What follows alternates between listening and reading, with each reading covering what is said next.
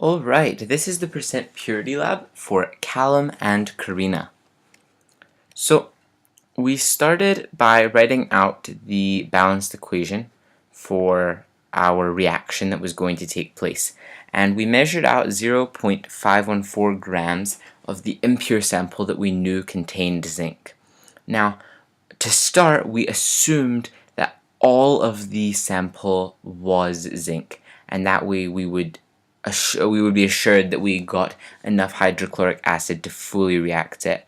So we went ahead and we converted the grams of zinc into moles of zinc, and then we used stoichiometry based on this balanced equation above to find out the moles of HCl that we would need.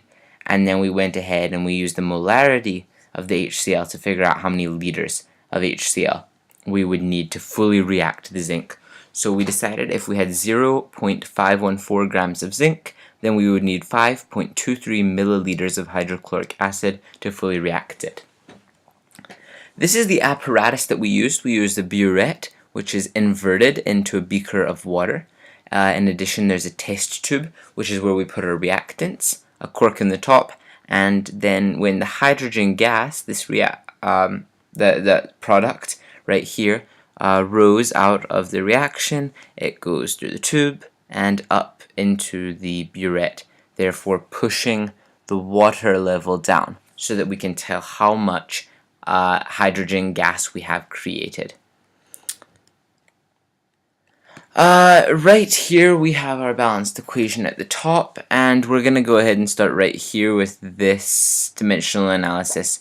So to find our theoretical yield of hydrogen gas, we assumed that all of the mixture was zinc once again, and we turned the grams of zinc into moles of zinc, and then stoichiometry based on the balanced equation at the top of the screen.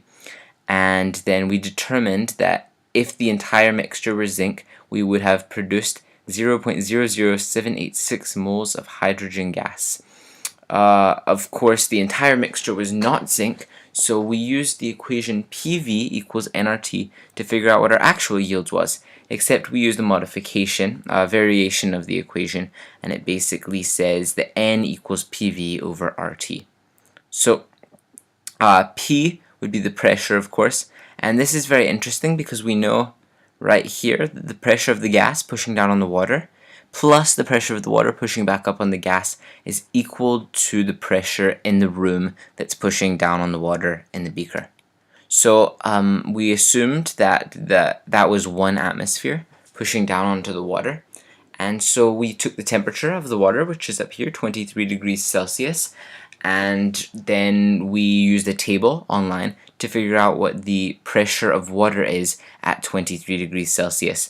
And it gave us our answer in kilopascals, so we just did dimensional analysis down here to figure out the atmospheric pressure of the water at that temperature.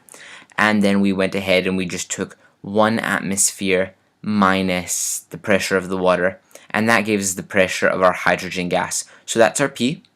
And then V is the volume. So the volume of the hydrogen gas is the amount that it pushed down the water in the burette. And so, as you can see right here, here's the initial volume of the water in the burette, and here's the final volume of the water in the burette. And so you just find the difference, and that right there, so where you find the difference, that is the liters of hydrogen gas that you produced at this pressure. R, of course, is always constant at 0.0821, and then the temperature, once again, we took the temperature of the water after the reaction was completed, and we added 273 to it to change Celsius to Kelvin. And then when we plugged that into our calculator, we figured out that we had produced an actual yield of 0.00105 moles of hydrogen gas. And then, of course, we just took the actual yields over the theoretical yields and multiplied it by 100 to get the percent purity, which we decided was 13.3% pure.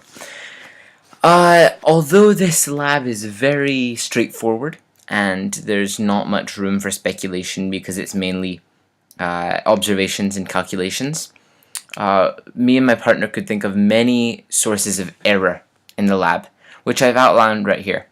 So first off, is the fact that you rarely get 100% yield from a reaction.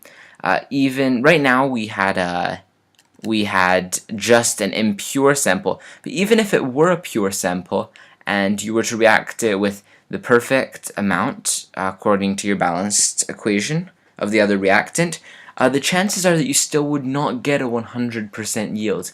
And so when we went ahead and we calculated our theoretical yield, this is not exact.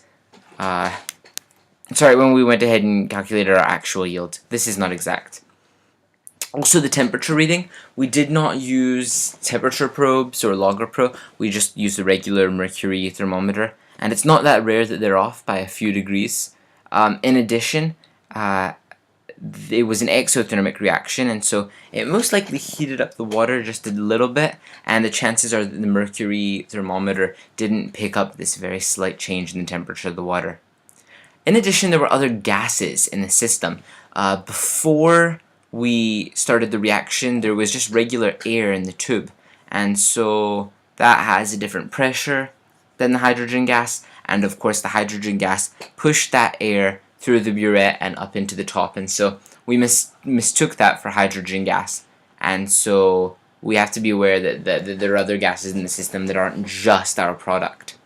Also, the H2 in the test tube, the reaction released hydrogen gas, but not all of that hydrogen gas ended up in the burette. Some of it probably stayed in the test tube, and the tube that went from the test tube to the burette. So not all of that was probably pushed out into the burette.